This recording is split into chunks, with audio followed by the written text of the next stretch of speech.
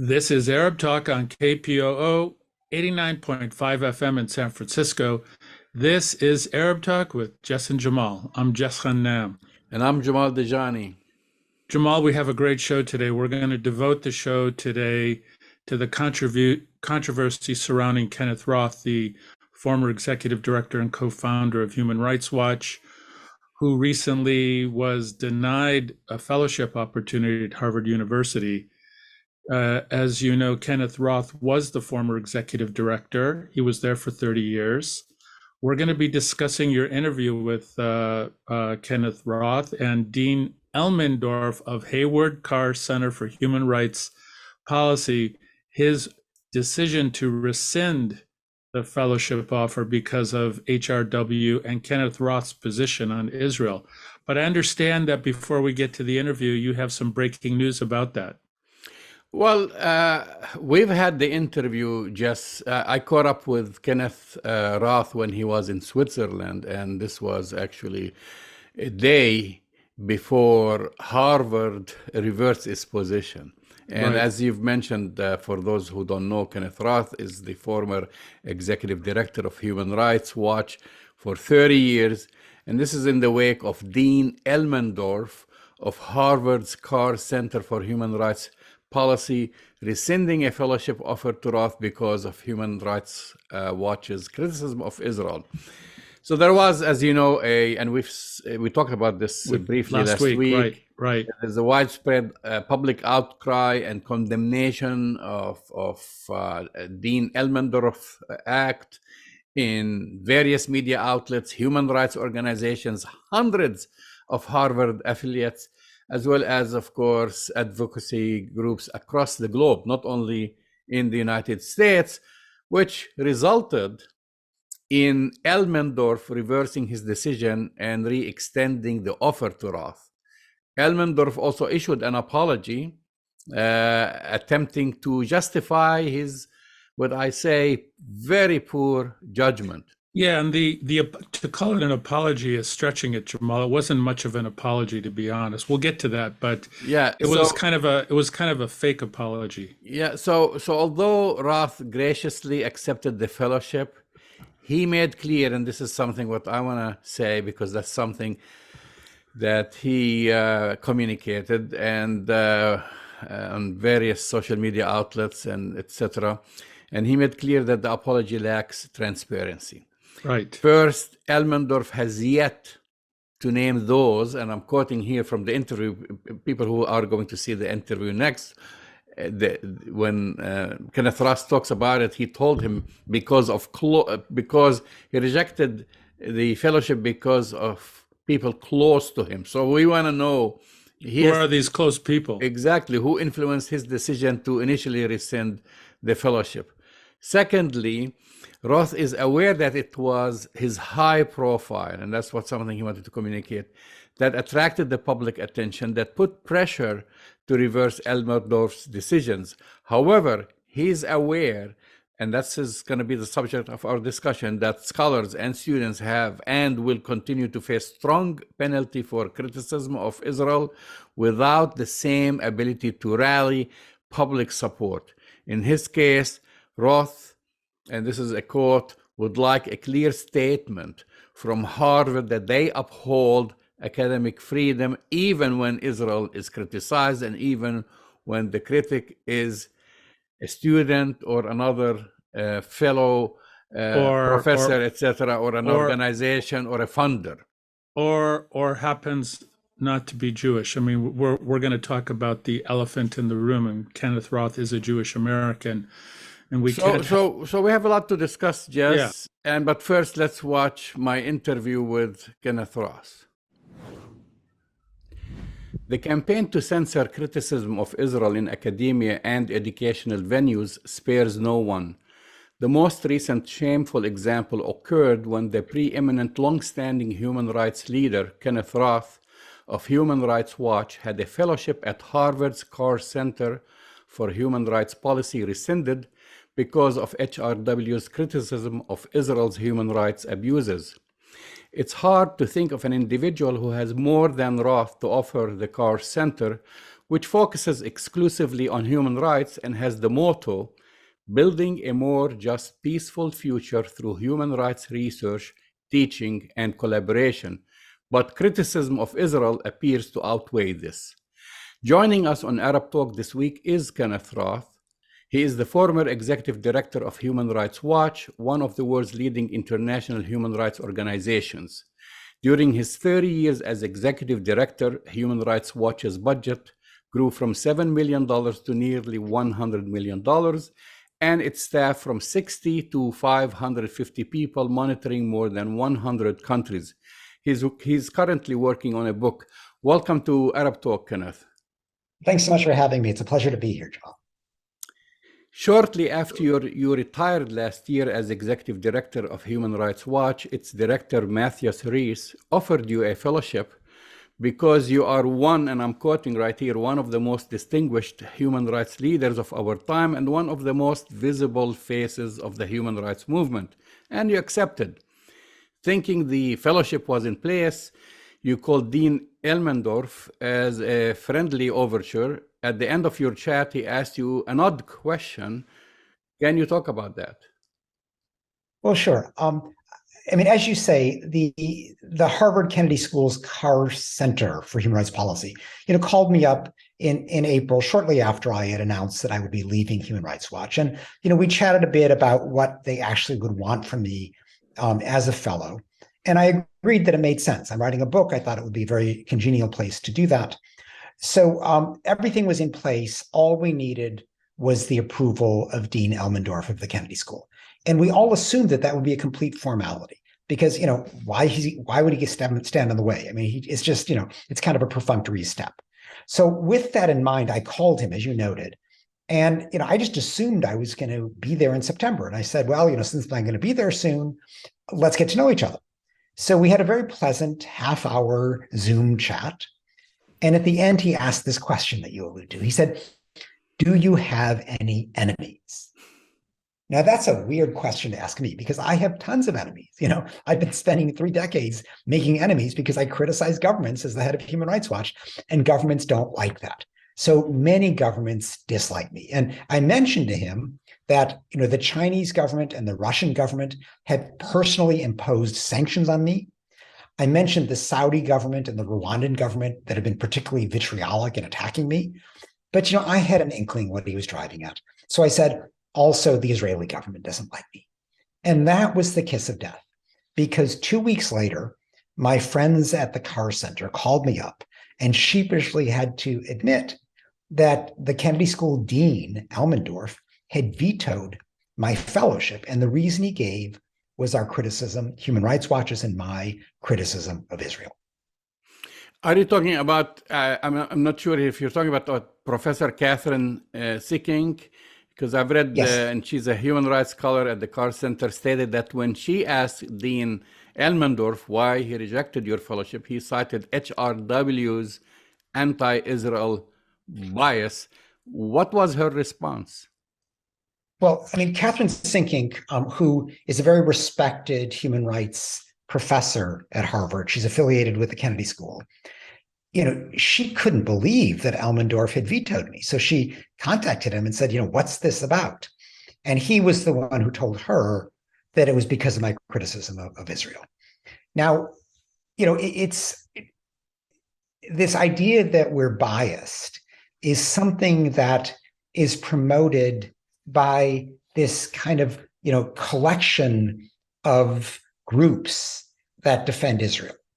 And these groups, all have something in common.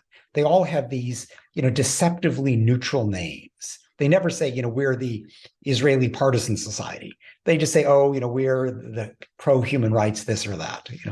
But the point is that they never criticize Israel. They act as if Israel has never committed a human rights violation in the history of the world. And they attack anybody who criticizes Israel. So, I'm their target number one, Human Rights Watch, they hate us and they come after us all the time. So these groups that define bias, that, Israel never does anything wrong. Anybody who criticizes Israel is always wrong. They accuse other people of bias. And so, this is clearly, where Elmendorf is getting his information, and it's wacko. that, he cites that kind of allegation to veto a human rights fellowship for me. Well, let's go back and really define what is the mission of the Carr Center for Human Rights Policy at Harvard's Kennedy School. I mean, we really need to understand what's the mission if this is a sticking point from having you on campus. What is their mission then? Well, I mean, the Carr Center examines human rights issues, how human rights are defended, human rights policy issues that come up as various governments try to defend human rights or the United Nations. So it's, a broad-based opportunity for scholars and professors to examine human rights issues of their choice. There's no further limitation on that. And it is housed within the Kennedy School, which is, a leading public policy school looking at both domestic and foreign policy. And, what's odd here is that, Harvard claims that it, in fact, the Kennedy School claims that it welcomes controversial ideas, it believes in academic freedom, it wants, vigorous debate. How do you do foreign policy? How do you teach foreign policy by exempting any criticism of Israel? It just, it can't be done. And clearly what Dean Elmendorf has done is he has prioritized the defense of Israel over academic freedom. Now, the question is, why did he do this? And the only answer that he's given, which he gave to one of the people who was associated with the Carr Center, Matthias Rees, who is a professor there, he said that people who matter to him, who matter to Elmendorf, didn't want me there. Now, well, who matters to him? Is he insinuating donors? Or... Well, that's the only thing anybody can make sense of this. Elmendorf personally does not have a history on Israel. He doesn't seem to be particularly partisan himself. But if you look at this very detailed article that Michael Massing, the journalist, wrote in The Nation, right, he reveals that a number of the biggest donors to the Kennedy Center and to the Kennedy School are very pro-Israel. And so, what we don't know is, did Elmendorf ask these people? Did he just surmise what their views would be? We don't know. All he has said is that people who matter to him didn't want me there. And and he refuses to answer any questions. Right. So nevertheless, Harvard is one of the most well-endowed academic institutions. I mean, this should give it autonomy to weather unpopular decisions. Don't you think so? Absolutely. In fact, Jamal, we've made precisely that point to the Harvard University president, Lawrence Bacow. And, what we said is, this looks terrible. I mean, this looks like donors are compromising intellectual independence at Harvard. Do you really want Harvard to send the message that if you criticize Israel, your academic career could be compromised? And so we've said, look, if anybody can resist donor pressure to uphold academic freedom, it's Harvard, the richest university in the world. Right. And, I had some experience with this because when I ran Human Rights Watch, there of course were donors who would like to exempt their favorite country from Human Rights Watch's scrutiny. And that just was a complete no-go. That would violate our principles that we apply human rights standards even-handedly every place. We work in 100 countries around the world, the worst offenders every place. And so I just accepted Human Rights Watch would never get money from those donors. That was the price of living up to principle. I mean, Harvard should do the same thing. Yeah, I mean, you can't dismiss, let's say, for argument's sake, the importance or the important role of money in quality education. I mean, I'm just being the devil's, advocate here. But where and how can limits be set to prevent it from muzzling free speech? I mean, where do you draw the line? Yeah, I mean, Jamal, let me make 2 points. I mean, one is, Harvard with its $50 billion endowment can certainly afford to say, okay, we're not going to take money from a particular donor who's insisting on censoring criticism of Israel. But more broadly, it's fine for donors to say, here's money to study the Middle East, or here's money to study Latin America. They could even say, here's money to study Israel, but without restricting what the scholar can say. So it's one thing to say, this is an area of inquiry. It's quite another thing to say, these are the conclusions you're allowed to draw. That would violate academic freedom, the latter. There is a considerable pushback against Elmendorf. The article in the Crimson and hundreds of Harvard affiliates calling for his resignation. Even Lawrence Summers, who says he despises your views on Israel, thinks Elmendorf was wrong. Do you think that this will bring any results or change in his opinion? I hope so. I hope so. I mean, Elmendorf's strategy so far seems to be just to bury his head in the sand, hope that the storm blows over before the students arrive back on campus next Monday from their holiday break. That's his strategy. And, it's not a very smart strategy. This is not a storm that seems to be going away. But that's been his response so far, which is basically not to respond, not to talk to media, not to accept questions, and just hope that people forget about what he did. I don't think people are forgetting.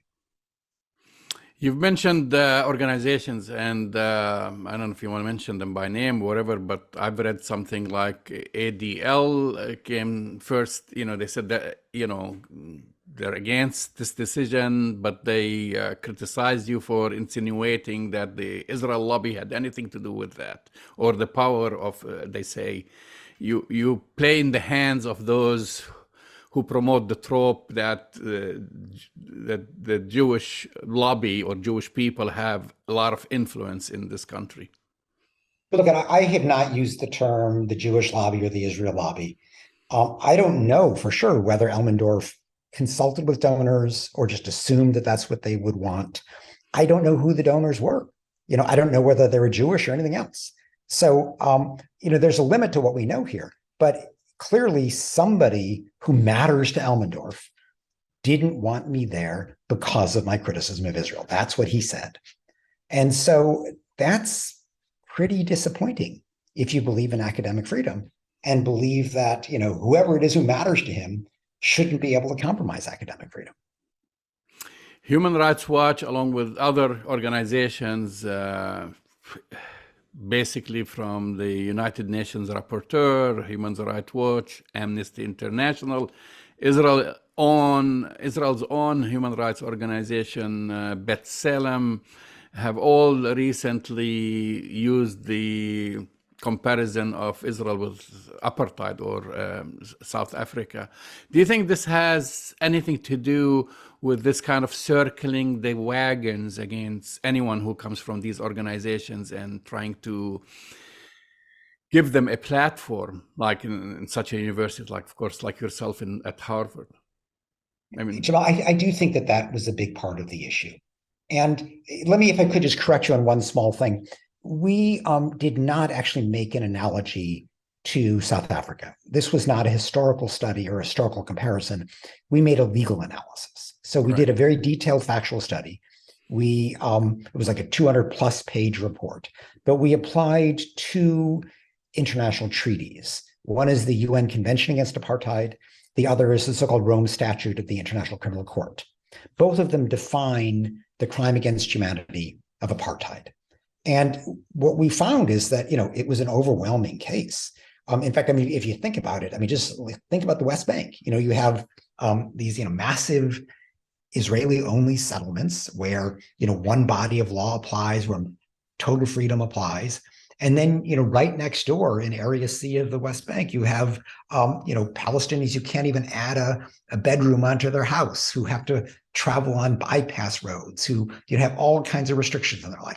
It's a blatant double standard. And frankly, the only reason people have not called it apartheid earlier is because there was this inevitable answer, like, oh yeah, of course there's oppressive discrimination in the West Bank, but don't worry, there's the peace process. And when we have peace, all this will go away. And to be honest, we got tired of that excuse because it was no longer credible. What peace process? The peace process is totally moribund. The new far-right Netanyahu government is doing everything it can to undermine any possibility of ever having a Palestinian state. So we say, look, at whatever the future may bring, fine, but we're going to analyze reality today. And in that reality today, that one state reality, as Israelis refer to it, there is no question that there is oppressive discrimination holding Palestinians down. That is apartheid.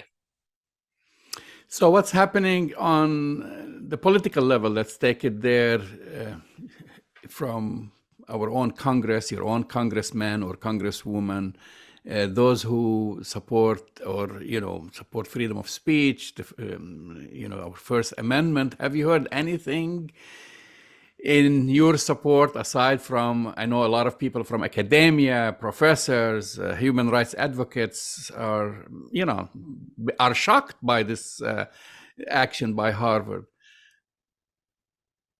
I've received overwhelming support from fellow human rights activists, from students, from professors, from journalists, from many, many people. Obviously, I'm being attacked too. There are a number of the classic partisan Israel government defenders, no matter what, who are attacking me. But overwhelmingly, the response has been what Harvard did is an outrage. It's such a violation of academic freedom. And the point that I've been making is this is not something that is just about me. I've had a good career. I still have plenty of opportunities. I have a good future ahead of me. This is not impeding me seriously. What I worry about is the signal that Harvard is sending to younger academics and scholars.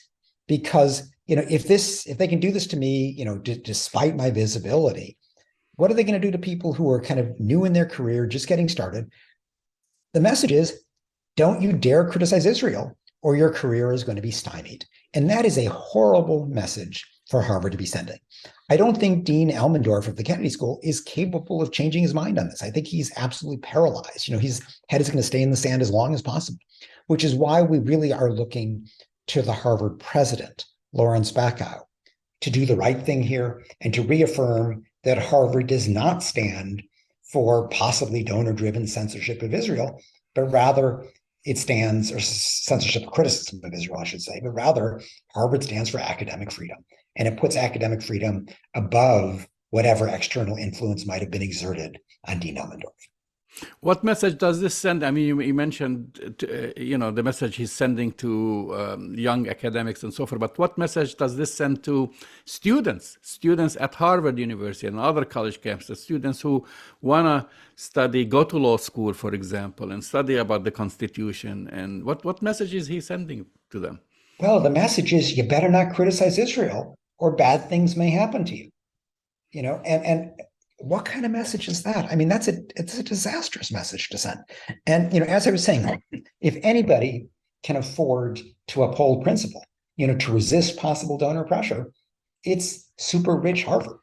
So, how is, a tiny college in the middle of nowhere going to resist this kind of pressure if Harvard can't resist this pressure? So here we have, the spotlight is on Harvard. This is a teachable moment. Is Harvard going to teach us that censorship of criticism of Israel prevails, or is it going to teach us that academic freedom and intellectual independence prevails? We don't know. It's up to the Harvard president, Lawrence Bacow, to tell us. What is next for you, and what is the subject of the book that you are working on? Well, I'm actively writing a book this year, and what I'm doing is really exploring how does a relatively small group of people, Human Rights Watch, move governments around the world. And I'm explaining the methodology, taking each element, talking about the strategy behind it, and then illustrating it with my experiences and the experiences of my colleagues. So, I mean, you started writing this book, but now you have this thing happen to you. I mean, is that you're going to pivot somehow to include your own personal experience, right?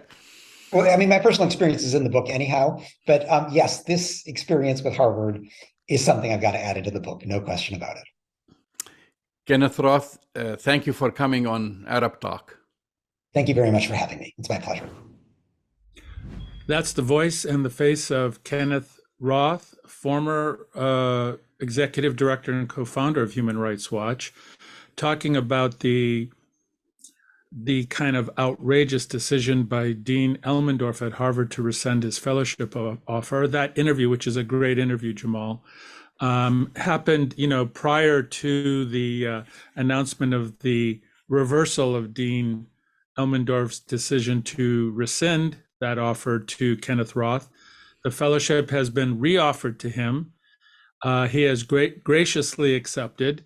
But, you know, this is the tip of the iceberg of a larger problem, as we know, which Kenneth Roth happened to get caught up into, the kind of lack of transparency, the influence of pro-Israel funders and donors at the highest level in the academy to put pressure on universities like Harvard and other universities, which we're going to talk about, to deny people the opportunity who are scholars and internationally recognized to offer opinions, critical opinions about the apartheid state of Israel. And Kenneth Roth is, you know, he's a giant in the human rights community, Jamal. We all know that.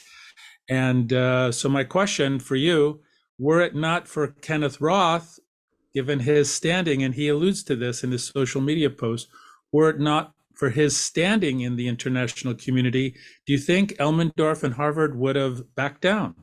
Absolutely not. And we've seen examples, and we'll talk about the examples, but let me first summarize the points that came out from this interview, Jess, which are very important, and actually through follow-up discussions and statements by Kenneth Roth. Firstly, Elmendorf's apology, and I repeat, or whatever explanation, it was disingenuous and opaque in many aspects. I've actually posted his apology or parts of his apology on Twitter. He does not, again, name the people close to him who influenced his initial decision. It was like a half apology, in my opinion. I don't even think it was even a half apology. Well, you know, he was forced by the president of Harvard University and all that pressure. I mean, I'm actually surprised that he still has a job, to tell you the truth, and we'll talk about that. Secondly, he initially said that the fellowship decisions are based, and this is from Kenneth Roth himself and others, are based on the potential contribution of the fellow to the university, as though to question Roth's stature, you know. However, in his apology, Elmendorf states that when re-extending the fellow to Roth, that, and I'm quoting, "I hope that our community will be able to benefit from his deep experience in a wide range of human rights issues." So it is apparent that Roth's value as a fellow is and always indisputable. Also, if bias, which he used before, also if bias towards Israel by HRW was the initial concern, a professor, Jess, and this is what Roth said, a professor at the Carr Center initially showed Elmendorf's data based on objective analysis of Human Rights Watch vis-a-vis all other organizations, including the U.S. State Department, and it demonstrated that Human Rights Watch criticism of Israel ranked in the average. Yet Elmendorf was adamant about his decision. When she was like, you know, asking him to change his mind, he said, "Nope, I made up my mind," etc. So he's either completely out of touch with what the Carr Center for Human Rights Policy purpose, or he's had a role as gatekeeper to shut down criticism of Israel for whatever reasons, right? I think that's exactly right, Jamal. And I think that this points to the not just the lack of transparency and the opacity and opaqueness of the decision that Elmendorf made, but it really speaks to the lack of independence he has as a dean at Harvard. That's why the question is, even though like people like now to celebrate, and we'll talk about it, and maybe Harvard is just want to bury the hatchet and move on. Well, we're not going to move on. We're not going to move on. I don't think the people, students, academia at large, journalists, etc., should not move on, because this person should not be entrusted with such an important role of being a chair of a human rights position in academia. I mean, well, Elmendorf actually has a very powerful position at Harvard, because he's the dean. He's the dean. That's why he should be either fired or resign. I mean, but that's my feeling, because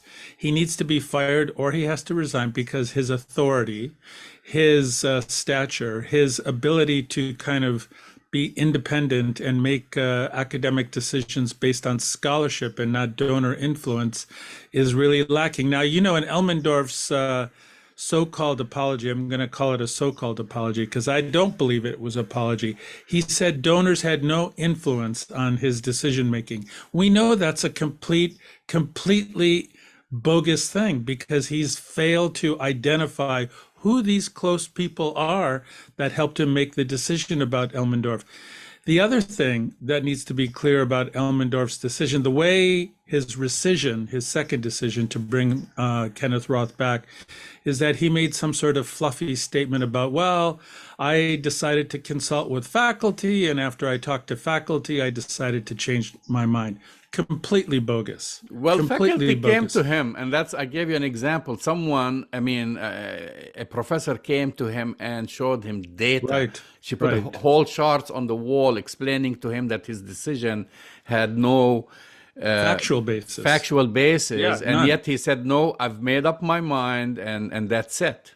He basically bit more than he was able to chew, and it blew up in his face. And that's right. It blew up in his face. And I'm sorry to keep going back to this point, Jamal, but were it not for Kenneth Roth and who he is and what he represents, I'm not sure any other academic who went through the same position would have this position returned. I mean, we have the infamous case of Steven Salaita, obviously. Yeah, we're gonna go down the list one by one, and you're absolutely right. Yes, it's positive to have the pressure of the pro-Israel lobby in educational forums exposed with a high-profile story like Roth's, but this is not new news. Not over, and it's not over. And we're going to revisit some past instances where the others in academia have been attacked or seen their professional standing jeopardized and ruined for criticizing Israel and or supporting Palestinians suffering ongoing ethnic cleansing. Let's start actually with last week's interview. We had Dr. Rabab Abdelhadi, Jess. Exactly. Right? And ongoing marginalization and complete lack of support for her during virulent hate campaign against her when the campus was basically papered with hate inciting posters, and you should be familiar with these posters. Yeah, because I was on one. I was, if you remember, I was on one of those posters. Yes, targeting her and other professors and students. Okay, and nothing happened by Campus Watch and by Horowitz. Yeah, and then a lawsuit by the Lawfare Project. And San Francisco State University is bending to the will of Zionist organizations to frame criticism of Israel as identity racism. This is the conclusion. This is what President Mahoney at San Francisco State University, instead of basically protecting her own professor and the head of Ahmed, basically she bowed to pressure. Conducted, or had actually Hillel conduct this study to say that the real issues on campus are basically framed in anti-Semitism, not talking about anti-Arab, or Islamophobia or attacks on professors. That's how she framed it. Well, that's right, Jamal. And we have interviewed Professor Abdelhadi, I don't know, multiple times over the years. We've been following the trajectory of the hate that's been leveled against her, the kind of racism and Islamophobia that have been leveled against her by the presidents, by 3 presidents now at San Francisco State. Let's be clear. Since Professor Abdelhadi has been hired at San Francisco State, there have been 3 presidents. They've come and gone. The current one, President Mahoney, continues. I would say, I mean, you and I have known the previous presidents, and we've worked somewhat closely with them. We kind of know them. Mahoney is actually the worst in some ways of all the previous presidents of San Francisco State who have bowed to pressure, who have not protected faculty like Professor Abdelhadi, and have basically thrown Professor Abdelhadi under the bus multiple times because of this pro-Israel bias and pressure that she has received. She's even gone against her own faculty. Her own faculty at San Francisco State twice have voted and written and had resolutions supporting Professor Abdul Hadi, and she has ignored them and rejected these reports from her own faculty and faculty senate. So this, I mean, it's great about Kenneth Roth, but this list that we're going to go through right now, it just so happens that the first number of people on this list happen to be academics and Palestinian academics who don't have the same protection. But Professor Abdul Hadi's case is among the most egregious. Well, President Mahoney is a historian. I mean, do you think, I have a question for you. Do you think that she would learn from history and basically study what happened at Harvard University so she wouldn't repeat, because sooner or later the truth will come out, and all these talks in the back rooms and meetings, etc., somebody will unravel all these back room talks and meetings, and then she will find herself in a position to having to apologize and basically. Well, I think President Mahoney. I actually think President Mahoney should resign, and I think that's eventually what's going to happen, because her lack of transparency, the opaqueness with which she carries out these actions, her rejection of the faculty, and here's the other thing: the difference between Harvard and San Francisco State is that San Francisco State is a public university, and so being able to go into the records and the communications that President Mahoney has had with anybody is up for public Freedom of Information Act, access. So I share with you the same kind of notion that eventually the truth will come out. Doesn't matter that she's a historian, she's a selective historian, but she's done damage to the concept of academic freedom. She's attacked Professor Abdul Hadi directly and indirectly. And this, it's kind of ironic, right? When Harvard is able to reverse a decision, but it seems like President Mahoney at San Francisco State is digging in her heels. I would say digging in her heels. I think she's paralyzed. I think she's paralyzed with fear. That's what her major issue. But anyway, we'll have more discussions about this. The second story we want to highlight is the case of Stephen Salaita, who had his 2014, this is how old the story is, time flies, appointment to begin a professorship in American Indian Studies at the University of Illinois abruptly canceled after he tweeted, just a tweet, criticism of Israel's thousands of airstrikes against Gaza that year. It was discovered in a lawsuit that Chancellor Phyllis Wise was pressured by wealthy donors to dismiss Salaita. Salaita prevailed in his lawsuit, but was not reinstated.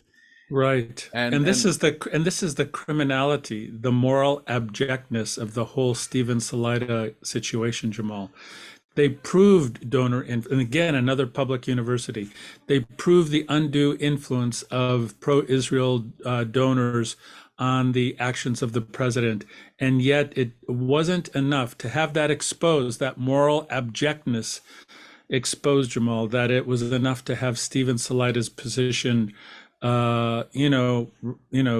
restored to him. And because I know Stephen, well, and have followed him on the show. Yeah, multiple times. And I'll tell you, he continues to suffer because of this decision that was 8 and 9 years ago that basically has ruined his career. He got a little settlement for it, but it has never made up for his ability to be in the academy, to be a respected scholar, which he is. But this thing has followed him for the entirety of his life and caused him harm. Okay, moving on to another story. In 2007, Jess, Dr. Nadia Abdel Haj, who is of Palestinian descent and won many awards and grants, including a Fulbright scholarship and fellowships at Harvard and the Institute for Advanced Study in Princeton, right? And she had a job offer at Barnard, and Barnard approved her tenureship officially and forwarded its recommendation. For those who don't know, Barnard used to be independent from Columbia University. It was kind of the women's college at the time, right, and now it's part of Columbia University. So after that, Barnard sent her her approval for tenureship to Columbia University because Columbia has the final say. But because she had a book, it's called Facts on the Ground, Archaeological Practice and Territorial Self-Fashioning in Israeli Society, this book made her a target to oppose her tenure by pro-Zionists who claimed her findings were anti-Semitic. She became the object of dueling online petitions and was exposed to personal and professional attacks. That's Jamal. I know Professor Al-Hajj also, and she's an extraordinary scholar, an extraordinary academic, impeccable credentials. Her PhD thesis, which is which was turned into that book, is an internationally acclaimed piece of scholarship, which gets, cited, all the time, and it continues to be. And she was brutally assaulted. This is 2007, as you mentioned. She was brutally assaulted, and her attacks. Now, luckily, she was able to survive. She did get tenure eventually, but the personal attacks that were leveled against her and the harm that it caused her, both professionally and personally, were unspeakable. I mean, the kind of attacks that she had to withstand. Now, there's a common thread with all three of these reminders that we're telling our viewers and listeners about, Jamal. They seem to have a common thread. They have a common thread, and universities or university administrations succumb to these groups instead of protecting basically their faculty. I mean, this is the crazy thing. Even when they are vindicated, it takes time and months. But sometimes even being vindicated doesn't help. There's damage. And it comes at a major expense. Another case we're going to talk about, Jess, and this is another guest we've had on the show, is Norman Finkelstein. Right. DePaul University, if you recall, again, that's actually in 2007, denied Dr. Norman Finkelstein tenure and promotion to associate professor. That's in 2007. One of the little known facts, or academic, I would say, transgressions, just in the Finkelstein case, was when Patrick Callahan, who has served 3 times as Department of Political Science chair, solicited, I'm repeating that word, solicited, a 50-page document from your favorite person, Alan Dershowitz, that denounced Finkelstein's scholarship, all because of Finkelstein's position on Israel. Now, remember, I mean, he went to a third party. It wasn't even someone from DePaul University, and he knew about the animosity between Finkelstein and Dershowitz because Finkelstein has embarrassed Dershowitz on multiple occasions. So he had him submit a 50-page, what I call diatribe. You have to read it. I mean, we don't have time to discuss it. And that played a major role in denying him tenureship. It was outrageous, Jamal. And again, an individual whose scholarship has been internationally cited, well recognized, well respected. And I think your point is really worth taking very seriously. Usually when there are tenure considerations, the tenure committee is within the university. It's unusual, rare, and highly, highly suspect to invite someone who's not even in the field. I mean, Dershowitz is an attorney, Finkelstein's a historian. You have this individual solicit an opinion from someone outside the university who's not even in the area of expertise where the scholarship is being evaluated. So it's outrageous at many, many, many levels. That's because Finkelstein tore Alan Dershowitz's book, The Case for Israel, to shreds. He tore it apart. But he tore it apart. It wasn't an ad hominem attack. It wasn't an attack on Dershowitz. It was a careful, scholarly attack on the facts of the book, which were clearly lacking. Dershowitz, on the other hand, just viciously attacked Finkelstein. They were personal attacks. These were not scholarly attacks or criticism. So this kind of trajectory that we're talking about, it's somewhat recent history from 2007 on, Jamal. What's kind of interesting, and we've been talking about this, kind of historical arc that we're on right now, because, arguably Harvard is, one of the top universities in the country, if not the world. And for this decision to be reversed now, I don't want to get too optimistic about it, because I think, Kenneth Roth is the special case. But I think, as I've said multiple times on the show before, because the pro-Israel forces have overextended their hand again, have overplayed it again, it's actually doing the opposite of what they had intended. It's actually exposing the kind of vicious, kind of immoral, unethical attacks that pro-Israel donors and advocates have on the academy in attacking free speech and academic freedom. And I think this opens the door. This is why I think the Kenneth Roth story, even though Elmendorf and Harvard want to bury it now, it should not be over by any stretch of the imagination. No, and then we'll mention one. Of course, there are a lot of more examples, but I want to mention another example, because this is not exclusive to institutes of higher education. We had Javier Davila as a guest last year on Arab Talk, if you recall, Jess. Right. And Javier Davila is a student equity program advisor for the Toronto District School Board. That's right. He regularly shares resources about a wide range of issues related to the scope of his work with educators and community members. Through an opt-in mailer he has been sending out over the past 12 years. In June of 2021, Mr. Davila was put on home assignment from his position pending investigation into materials he shared in his mail-outs on May 16 and May 19. These materials explain the history and context of the Israeli-Palestinian conflict, reaffirming that anti-Semitism is virulent and intolerable, but explaining that it should not be conflated with legitimate criticism of Israeli policy.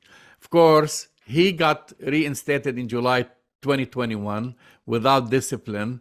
Right. There was a groundswell of support for him amongst fellow educators, students, as well as Jewish parents who, in their petition, stated there was nothing anti-Semitic in the materials Davila had shared. But again, he had to suffer and be put on home, whatever, assignment. Right. And people remember, people remember the negative thing. And he was attacked, and he received hundreds of hate mail, emails, and so forth. This story keeps repeating itself, Jess. But Jamal, on the other side of my optimism, cautious optimism, this is the whole intention of the pro-Israel lobby and the pro-Israel donor and the pro-Israel groups that put pressure on the academy to not criticize this apartheid state. What they do is that even though they know they may lose, they put such enormous resources and public humiliation and effort, time, energy, and money against these individuals that even if these individuals prevail, as Kenneth Roth has, as Davila has, as Professor Al-Hajj has, it's still the emotional and personal cost that it puts on the person and the amount of fear that it generates in the larger space of academic freedom in the academy. Their intention is to cast a pall and to put anxiety in all academics who take that step of being honest, who take that step of using scholarship to point out all of the, what it's like to kind of function as an apartheid state. We're really talking about criticism of an apartheid state.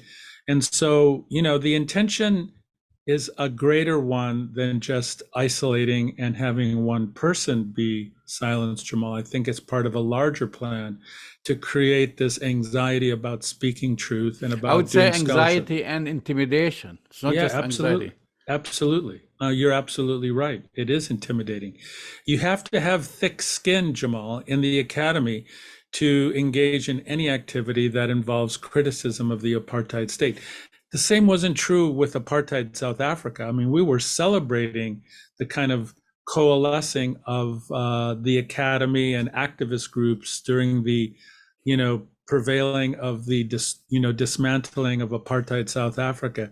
It's a different story now, right? Well, the question is, why is Israel getting exceptionalist treatment, and that it's time for there to be institutional accountability about who is protecting the critical discourse and academic freedom without exceptions. We're calling that now on Arab Talk, Jamal. We're asking for Harvard University to have either Elmendorf resign, or a hearing, or for him to disclose who these close confidence people who are close to him that influenced his decision. I want to see what went into his decision to rescind this fellowship offer to Kenneth Roth. You've been listening to Arab Talk on KPOO San Francisco, 89.5 FM. Go to our website, arabtalkradio.com, to download the latest shows, and we'll speak to you next week. We'll see you next week.